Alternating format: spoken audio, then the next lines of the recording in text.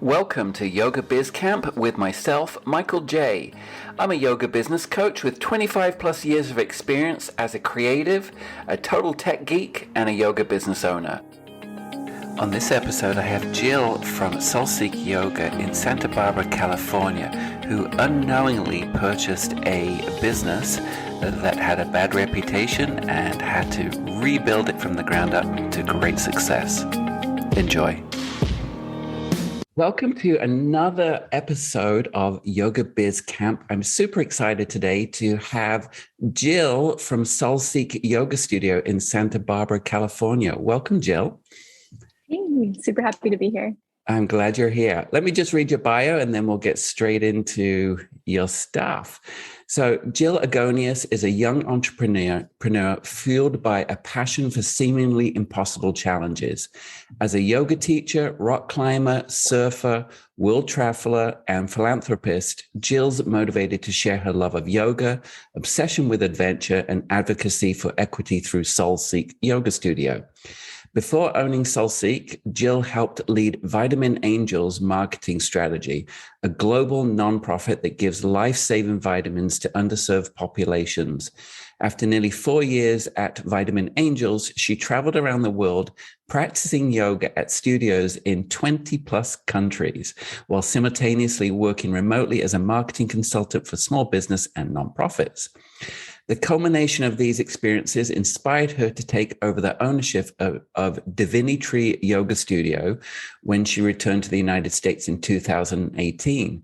Little did she know she would revive a failed business, endure a global pandemic, almost go bankrupt, but still come out on top with a new name and a brand and renovated studio. Soul Seek is now a recognized and respected refuge and staple in Santa Barbara, California.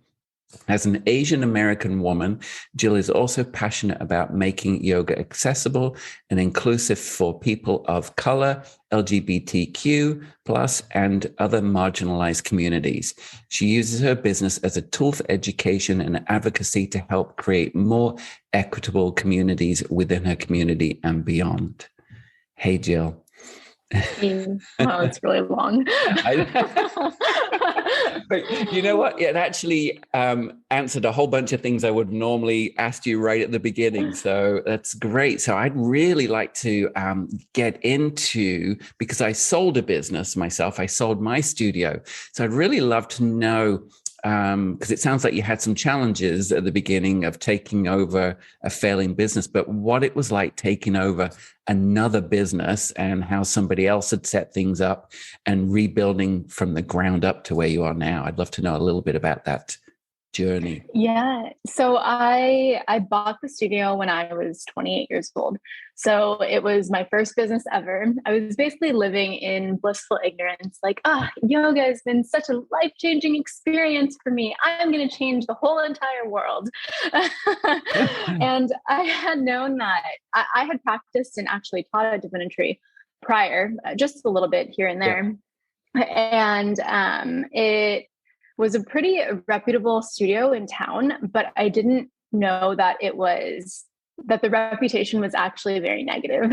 Again, 28 years old, blissful ignorance.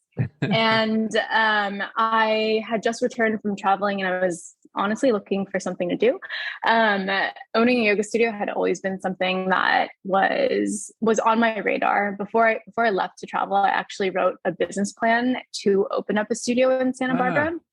Yeah, I did this entrepreneurship class, which was really amazing. Highly recommend if you have something local in your community. It's a nonprofit. It's called Women's Economic Ventures. And so I had this plan to one day open up a yoga studio. But when I did the business plan, I was like, oh, dang, this is way more expensive than I thought it was going to be. Yeah. So I decided to travel instead, which was also expensive, but at least you can be a little bit more scrappy. When I came back, I realized that this yoga studio, they had 2 locations, and the owner had just sold the Santa Cruz location. And so I approached him and was like, hey, I noticed that you sold the Santa Cruz location. Are you thinking about selling the Santa Barbara location? And he was like, no, not right now. But if someone was interested, then maybe I would think about it. And I was like, well, I don't know, like I might be interested. And it happened really quickly. So in 3 weeks or so, we closed. Wow.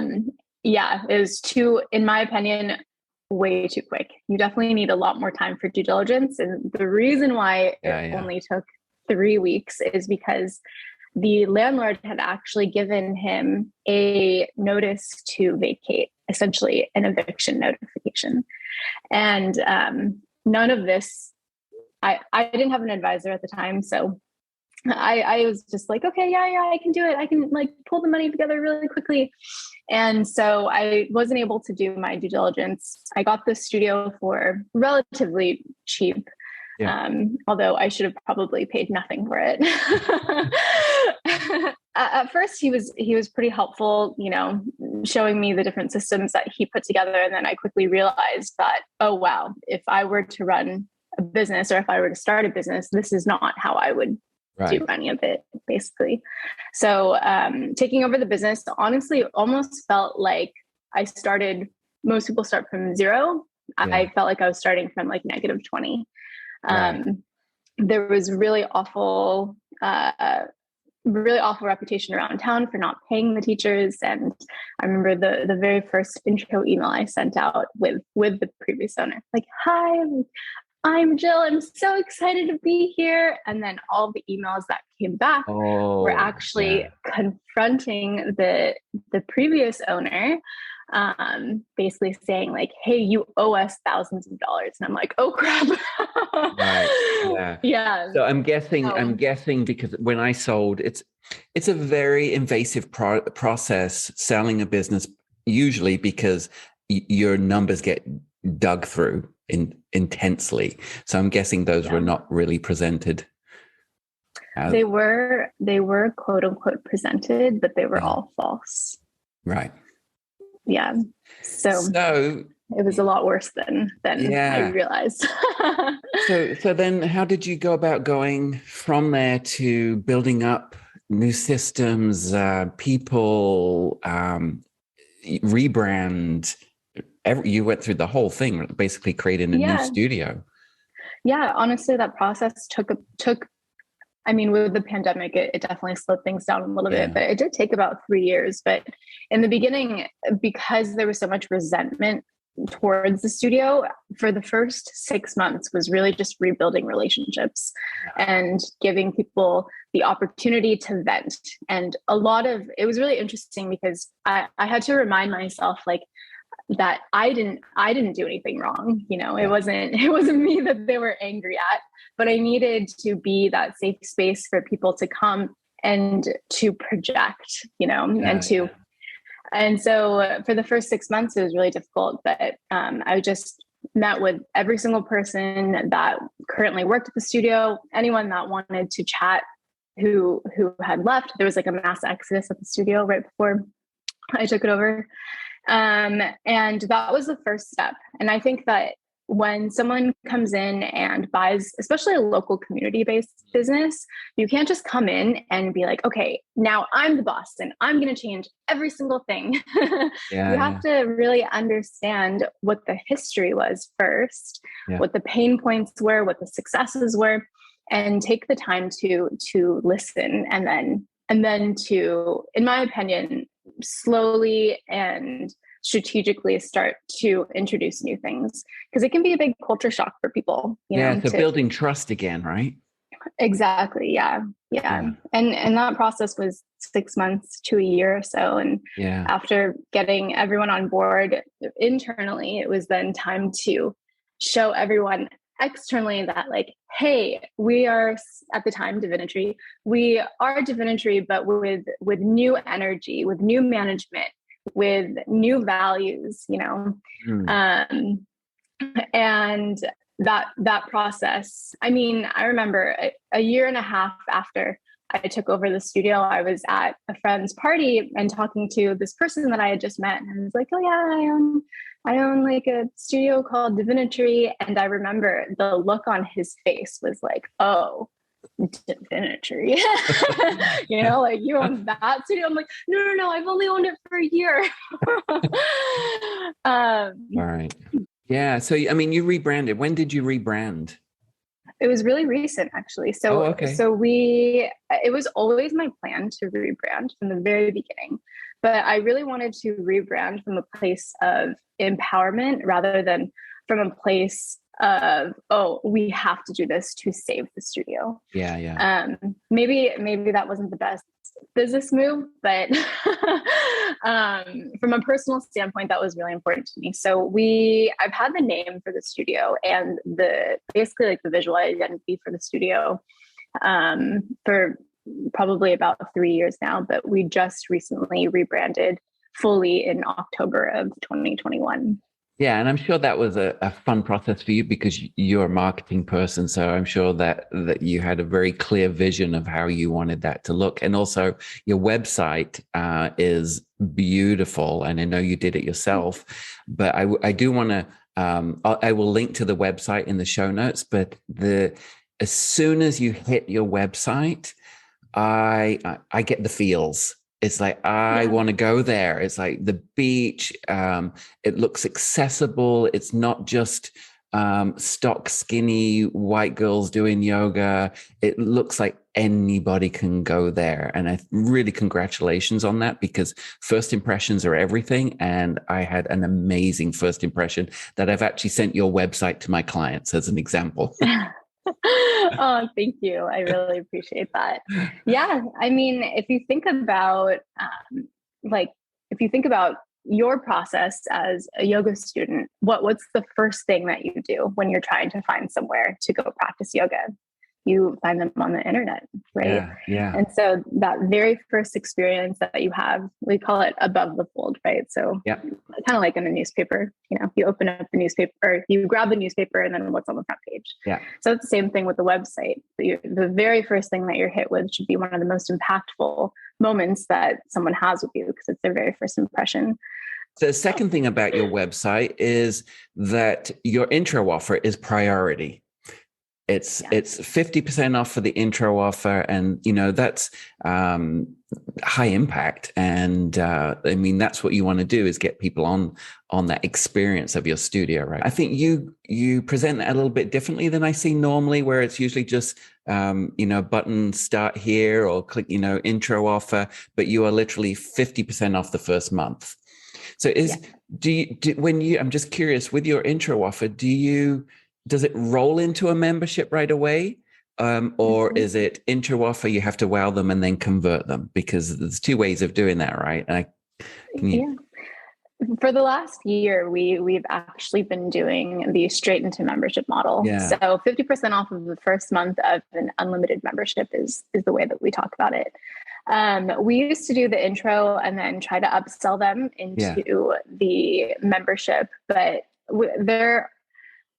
and making the switch honestly was a little bit scary. It feels like a big commitment to right away be like, oh, like I'm signing up for a membership. And it's a little bit higher of a ticket price than, say, a free trial on Netflix or which is only like $15 or something like that.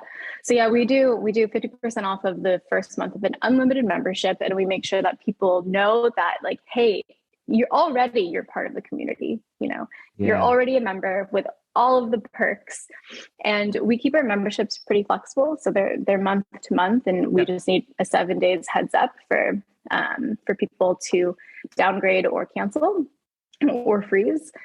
And one of the best parts about this is that now they are automatically opted in, and then they have to consciously opt out. But when they opt out, we have many different options for them depending on the relationship that we've cultivated with them, how many times they've come to class. We have many downsell options, so that when they no longer want to be on the membership, they can still practice with us. So I love that. Yeah.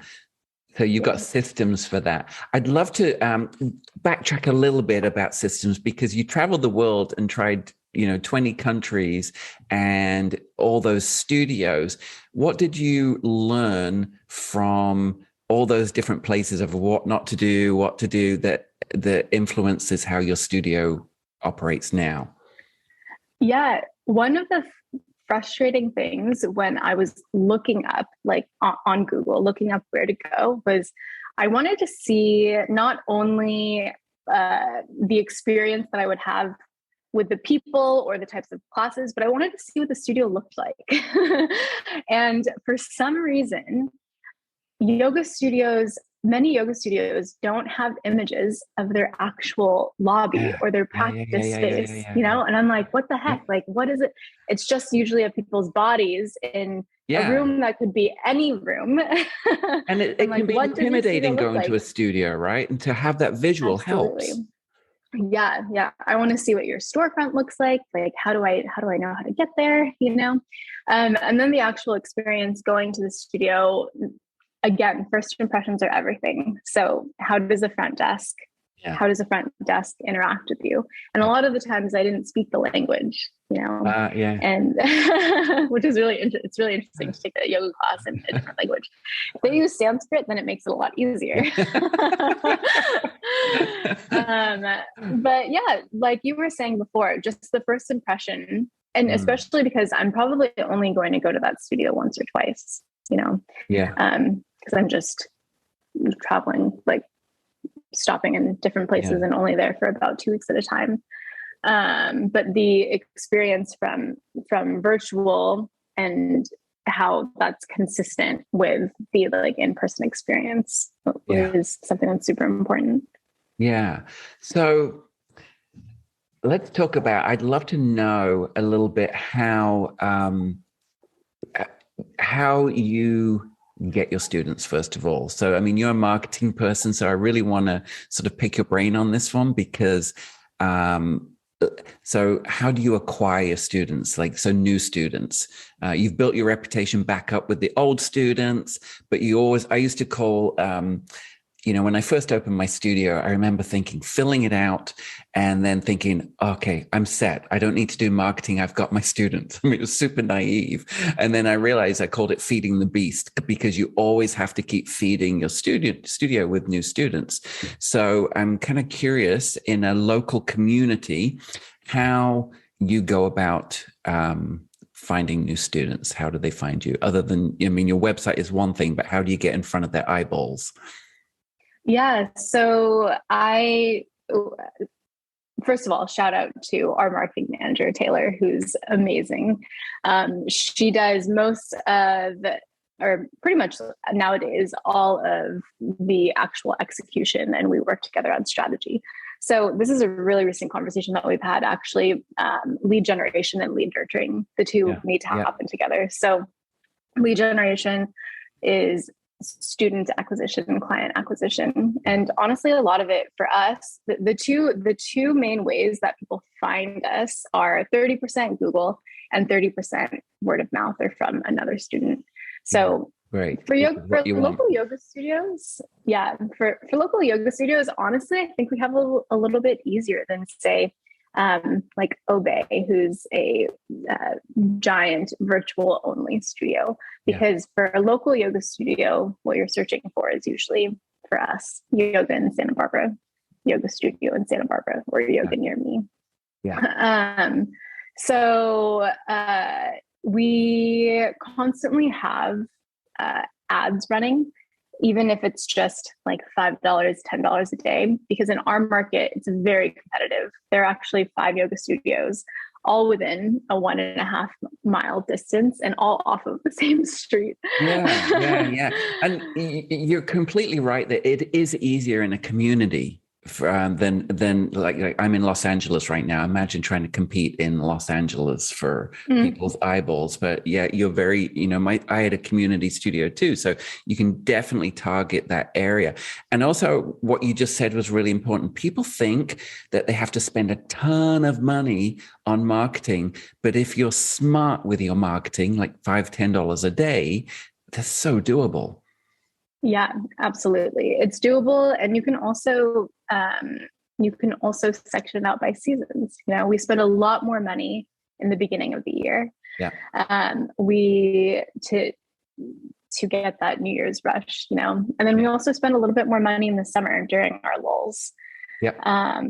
And then we also spend a little bit of money for yoga teacher trainings and things that are a little bit higher ticket items. Yeah. And so honestly, a lot of what we do is through our website, through Google, and also social media. We have a really strong presence on Instagram, specifically, and really strong presence in the local community in general. So we have a lot of partners that we work with who it's a reciprocal relationship. So we're always talking about them, and they're always talking about us. So I did notice that. So folks, her intro offer actually gives discounts to local partners. And I so agree in a small community that those relationships are important, because I had a community corner and it was the same thing. It was like they had my brochures, they put my posters up, and that was the naturopaths and the doctors and the massage therapists and the health food stores. And we had a community corner where we held their cards and brochures and promoted them as well. So that's probably the best grassroots kind of marketing you can do in a community. Yeah, absolutely. And our studio is focused not only on yoga, but also on adventure and being out in nature. So we have partners that play to that. So we have like paddle sports center for paddleboarding and kayaking. And then we have a really awesome plant shop, Idle Mercantile, for that like nature element of it too. So yeah, it's nice. It's good to have ambassadors in the community, you know, whether it's another local business or whether it's your students and your staff, you know. Yeah. So you've acquired, I want to go through your client journey. So you've done your local community, Google, social media marketing, that drives to your website. They most likely purchase your intro offer, because that's first and foremost on your site. I think that there's a gap between going to our website and then making their first purchase, you know. So something new that we've actually just started doing is we have a landing page for a new member special. And before you can actually look at the page, I mean, you could still look at it, but we have a pop-up to collect their information. Very simple, just name and email, because not everyone that is going to your new member special, your intro offer page, is going to purchase right then and there. For us, it's a quite a big purchase. Actually, it's $64 for the first month. So a lot of people will just exit out, but if we have their information, then they go into our lead nurturing funnel, and our lead nurturing funnel tells them, you know, a little bit more about the studio, who we are, some pain points that the potential lead may have. Like we have an email that says, you know, here are the yoga myths to bust, that you have to be flexible, that you have to be spiritual, like all these other things that prevent people from coming in and prevent people from wanting to even try yoga, you know? So yeah, I think there is that gap between when they first see you and then when they actually buy something. And also in that gap is sometimes people want to get to know you before actually buying. So we send them to our Instagram, where it's very, very clear who we are, what we stand for, what our studio looks like, and the different offerings that we have. So yeah, and then once they buy the new member special, of course, they get entered into another funnel. Automation is everything. Can we just talk about your funnels? So your software bits, because does everything use MindBody software runs your studio, but I think you run most of your campaigns through BrandBot. Is that correct? Yes. We're very reliant on BrandBot at this point. And in my opinion, I haven't seen even MindBody Marketing Suite, I think doesn't compare, especially to the user experience of BrandBot. Unfortunately, I don't think BrandBot integrates with MindBody anymore. Not anymore. Yeah. But if you were originally in BrandBot and MindBody, you still get to keep it and have that connection. Your email lead generation goes into BrandBot. Mhm. And then also if someone purchases your intro offer, that also goes into a different segment also in Brandbot. Exactly. Yeah. Okay, perfect. Yeah. Okay, so they've purchased the intro offer. They come to the studio for the first time. Mm-hmm. So can you tell me about that? You must have put a structure, because you have structure with people and systems. Can you talk a little bit about that new customer experience when they walk through your doors? Yeah. So if with the pandemic, I feel like almost everyone buys things online first and then comes into the studio versus before where people would buy things in the studio. So our team is trained to look at the pricing options that the certain student is coming in with and when they bought it. So let's just do the new member special people first. Yeah. So new member special people come in and we notice that they it's their first week within the new member special. We have outdoor classes and virtual classes as well. So it may not be actually the first time, or it may be the first time they're actually walking into the studio. So we usually ask them like, oh, I noticed that this is your first class that you're having in the studio. Have you received our new member packet yet? And we have these super cute little folders that we give to every new member. It has a few different inserts in it, a bunch of information about their membership and perks, a QR code to a brand video, essentially like a manifesto video that we've created. And it has a double-sided page of our class descriptions with essentially, we call it a scavenger hunt. So the scavenger hunt is if they take 7 different classes, different class types within their first month, then they get a free shirt, which is really motivating for people. Yeah. We have really, really cute branded gear as well. And then they get, free buddy pass, sticker, and a bunch of other little goodies in it too. And so it's a new member packet. They get it. We tell them how grateful we are for them being here. And we give them a tour of the studio. And our front desk, our desk yogis are really amazing. They always greet people with a smile. We love to crack jokes, especially dad jokes. And there's a lot of laughter in the studio. And I also have a dog that I bring in all the time. So we have a joke. It's like people come for the yoga and stay for the dog.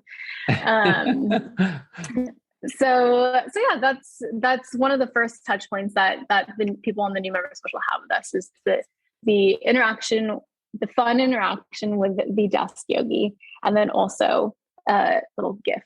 And we usually call it a gift.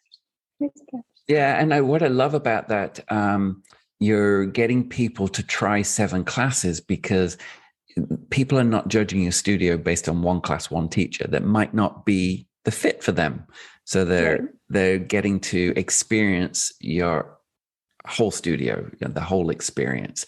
I also love the fact that you give a tour because a lot of people just walk in, oh, there's where you put your shoes and go on in. It's like, you need to show them where the washroom is, where the, like the actual functional parts of a studio. And again, taking out that intimidating factor of going to a new space.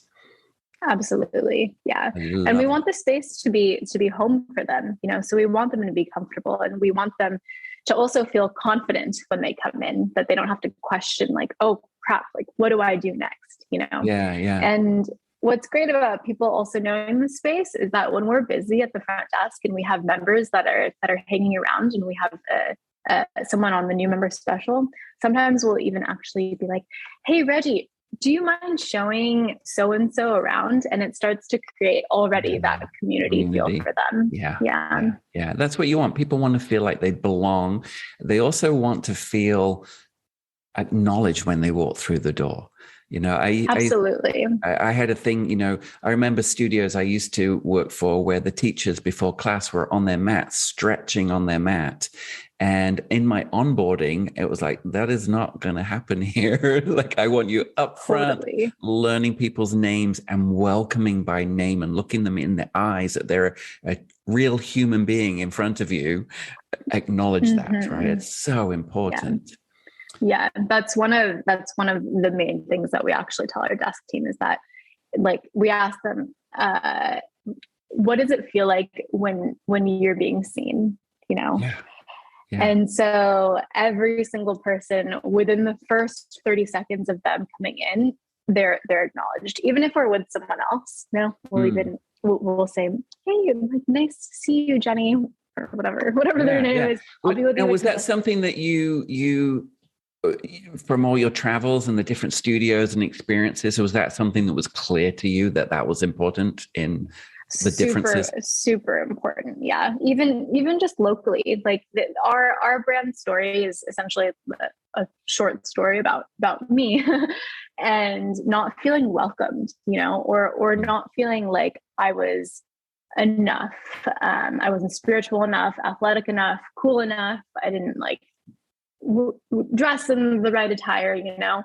And so our studio really stems from like making sure that everyone feels like they are welcome and that they belong, no matter what they're experiencing in their life and no matter what they're experiencing that day. So our saying is we usually say, "Come as you are, messiness and all."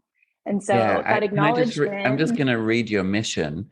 Sure. Yeah. So our mission at Soul Seek Yoga, our mission is to create an inclusive space for seekers of joy, growth, and connection. We believe in coming to class as you are, messiness and all. You don't need to be your best self here. All you have to do is show up.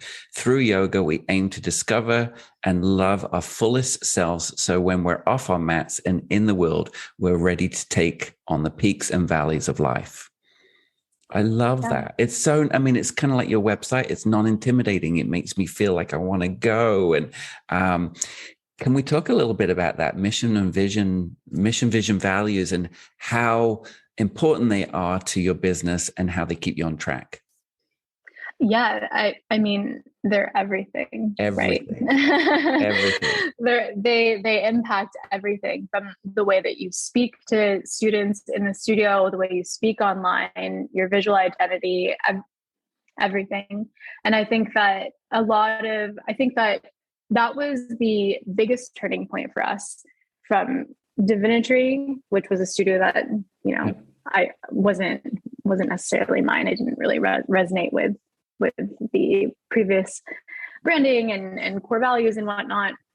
But we really had a transformational experience when we switched to Soul Seek. And honestly, our growth has been almost exponential in the last 6 months. Maybe not quite exponential, but like up and to the right. So,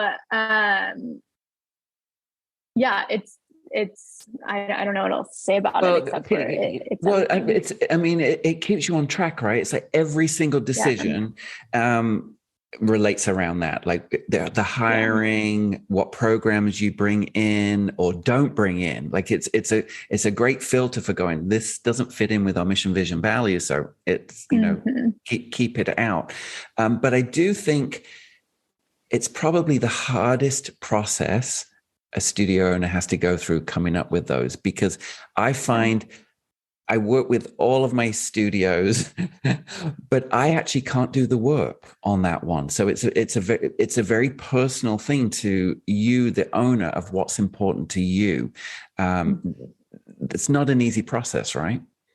No, honestly, we probably spent months on the mission and the vision.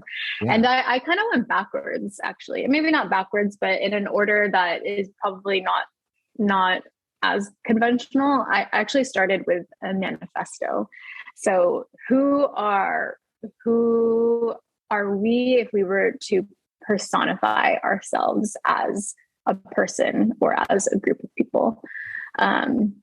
So that really helped me, actually. And then we started working on from that, extracting it into our mission, vision, core values. Yeah. And so do you make sure that I'm sure you make sure all of your staff and everybody involved knows those and lives those within the studio space? even before they are onboarded. It's on our application. So like, here's who we are. We're also very outspoken about, the social justice movement. And it's really important that everyone who's on our team either is on board with that or respects it. So from the very beginning, I mean, we always like, we have a landing page for everything. But our desk, exactly. But it's front and center from the very beginning. So I'd love to know a little bit, because you've come into this, you've created, come into this business, you've recreated it yourself, but now you've put systems in place, systems and people in place. So can you tell me a little bit about the structure of your business and what people you have in place to make sure, your mission, vision, values are fulfilled? Yeah. So at first it was just me and a bunch of teachers, and me teaching 7 to 12 classes a week. Since then, we've grown, I think, at a nice steady pace. So I call it, we have 3 different teams essentially. So our core team, so we have a general manager who works primarily with our desk team, and then also with sales, marketing manager who does all of the marketing, branding, social media, email, paid, and also events. Paid ads and also events. And then we have a community coordinator who is essentially like an assistant manager who helps with the admin and then also helps with coordinating the desk team. And then we have the desk team and the cleaning team. And then we have the teachers.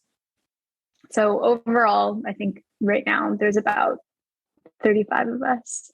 Wow, we're a small studio, and I'm imagining that you have a structure for each of those teams, and SOP manuals on how to do everything. Everything is written. I think that's one of the most important parts, because we have a whole, and everything is always still in progress too, right? Everything is changing and whatnot. But our karma yoga manual, for example, is, I think by now, 60 pages long and super easily scannable. We have all of our marketing guides, visual toolkit, voice, photography guidelines, everything written down. We actually even use brand bought auto campaigns for our training to help guide our training system. So like, for example, so they get put in our new desk staff, our new desk team gets put into a funnel, and every week they're sent a different training guide, That's it's been great. We used to use Google Classroom, but and send like manual, like during your first week, make sure you're doing this. But now it's all automated. We have a schedule for everything. And for you as an owner, that frees you up. Because you've got all that structure in place, and people know that structure. They have guidelines to work within. And so I'm imagining your job now becomes empowering your team leads. Absolutely. So I work primarily with the core team, and then the core team works with their respective teams. Right. So my work week has gone from working like 80 to 90 hours a week to now, if I wanted to, I could probably work 20 to 25 hours a week, just managing the core team. And then the core team, they manage their respective teams. Yeah. And they are, I mean, it's taken a bit of time to get here. Of course, it's all, you have to work up to it. It's not something that just happens in an instant, but the team is really empowered, and they have a lot of ownership in the studio as well. And that comes back to the core values. It all circles back around, right? Like they're on board, not only because, they like their job, but because they're doing something that from the heart resonates with them. Yeah. I love that. And I want to pause there because I want studio owners to hear that the systems and structure gives you freedom. Absolutely. This is, yeah. I sometimes last year I went to Tahoe for 5 weeks and was able to work I mean, honestly, I mostly work remotely. I'm like here in my living room. And I can be at this time. I mean, I'm almost 4 years in, but I've taken a break from teaching. So I don't have any weekly classes at the moment, and I don't have any scheduled desk shifts. So I am able to, I just started a new career in real estate, actually. So I'm able to do other things outside of the studio, which is really liberating. Because I just think there's so many sorry. It's not that I want to distance myself from the studio because it's still my number one priority, but the ability to have a choice feels really good. And can you talk a little bit about that moment where the studio was all about you.com, where you did everything, right? And then at what point did you get to the point where I need to put someone in place here? That structure. Can you tell me that kind of, because a lot of studio owners don't do that because, I can't afford to do that. Well, really, you can't afford not to. Mm-hmm. It really depends on, do you want to be an employee of your business or do you want to be an owner of it? And what your priorities are, if you are down to be in the nitty gritty day to day, then awesome. If that's where you feel like you thrive, then great. But for me, I really prioritize my freedom. And like I said, like to be able to have a choice. And for me, I am not afraid of debt. I think that having a little bit of debt and taking risks is one of the only ways for your business to grow. You need to be able to, need to have risk tolerance. Well, I think, doesn't that give you a little bit of hustle? Yeah. Oh, lights a fire under your ass for sure. Because, so I have worked with a studio owner that husband purchased the building, so there was no nice, but there was no lease or, I know when you've got those payments to make, you've got to hustle to make that happen. If you don't have that, what I've noticed is quite a few studio owners kind of just a little bit too relaxed. Right. But when you've got, you've got to pay the bills, you've got to pay the staff, you've got to pay the lease, you've got to pay the insurance, like all of those things. If you have that, then I think you've got, like you said, that lights that fire under your ass to get it done. Yeah. So where do you see Soul Yoga going from here? You've got this stable structure now. You've ridden out, this terrible time. Well, you've opened up pretty much during the whole pandemic, right? And so where do you see the future of your studio? What do you see? Yeah, there's still a lot of growth that needs to happen at the studio. And I love that, I thrive in this space of transitions, so like rebranding the studio was super fun. I mean, obviously it was challenging and nerve-wracking, and that's a marketer's dream. Yeah. And to renovate the space, oh man, I just had the best time. And so we're still that's still new. It's only been 6.5, 7 months or so. So we still have a lot of growth that I would love to focus on for this space. And honestly, I don't know what the future holds. At this time, I'm honestly not really interested in opening up a second yoga studio. If I did, it would be somewhere awesome, like Santa Cruz or somewhere else on the beach. But we really want to focus on what's happening at our home yoga studio, grow our yoga teacher training program, go on more retreats, because for me, it's like, well, what do I want in my life? Like, I want to travel. How do I do that through work and get paid for it? You're practicing present moment. Yeah. So yeah, Well, just simple answer, just growing our studio. I'd love to kind of wrap this up a little bit. You've just given so much great information for studio owners here, but I'd love to know something about you that most people wouldn't know. Oh man, I was thinking about this last night. And I was like, gosh, I don't know. I feel like I'm a pretty open book. Um,